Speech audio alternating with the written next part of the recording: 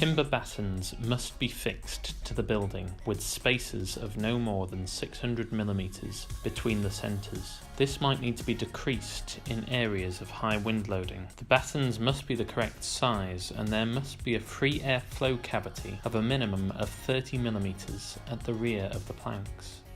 A minimum 10mm gap is required at the window head, soffit and windowsill. A minimum 150mm gap is needed from ground level to the bottom of the battens. Fix waterproof strips where vertical battens are to be located to ensure the batten is protected from moisture. Fit perforated closures at the bottom of the battens, below windowsills, above window heads and along the soffit line. Position level and screw vertical profiles into place.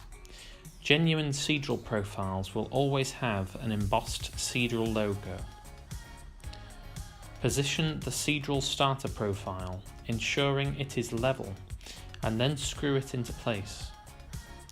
Place the first Cedral plank onto the starter profile and screw onto every batten.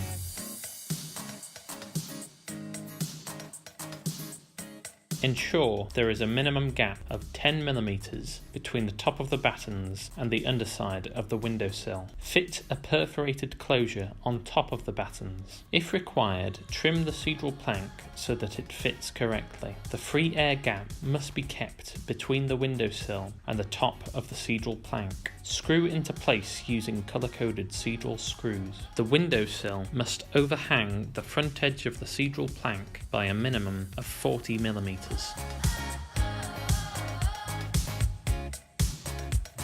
The battens used for a window reveal must be a minimum size of 38 by 75mm. The battens must have front and side faces covered by a waterproof strip. Position and level a Cedral asymmetric corner profile with the smaller section facing the window frame, and fix top and bottom. A connection profile must be fitted into the rear of the window reveal, abutting the window frame. To finish the reveal, a plank of Cedral will be fitted vertically. Cut the plank to size before slotting it into the connection profile. Fix into place with a colour-coded Cedral screw.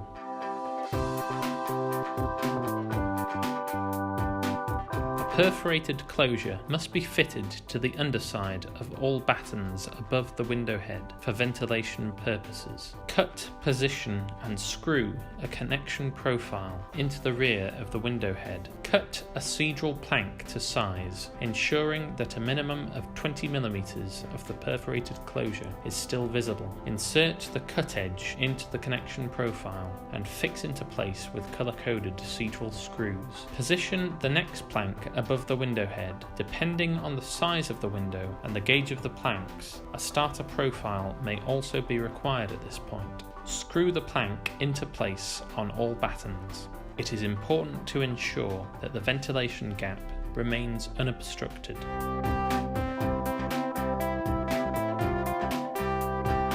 When Cedral is manufactured, all edges are mechanically cut and factory painted. Where possible, use the finished edges where a joint between the planks is required. If this is not possible, Cedral touch-up paint is used to finish the cut edge of planks. Thoroughly mix the paint before application. Apply touch-up paint sparingly to cut edges only with a small brush. Try not to drip any onto the face of the plank.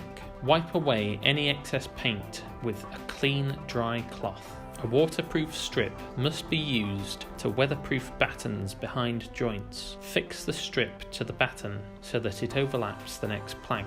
Position both planks into place over the waterproof strip, loosely butting the two ends together, and then screw both of them into place.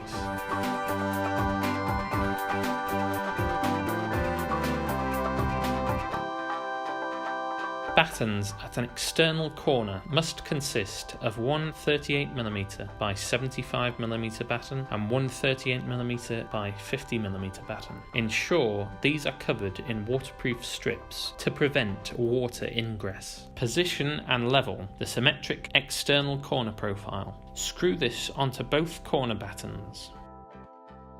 Fix Cedral planks adjacent to the profile. Screw these into place, ensuring the fixing is a minimum of 20mm from the edge of the plank. Ensure a uniform 3mm gap is left between the edge of the plank and the symmetric corner profile.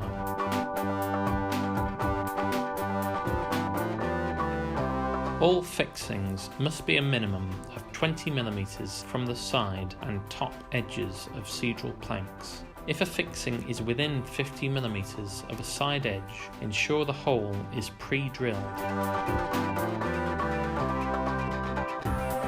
Overlap the next plank by a minimum of 30mm to hide the fixings. Continue fitting the planks in this manner until the top plank remains. Cut the top plank to size if required and fix into place with a colour-coded Cedral screw. You must ensure that a minimum of 10mm free air gap is left between the top of the Cedral plank and the underside of the soffit.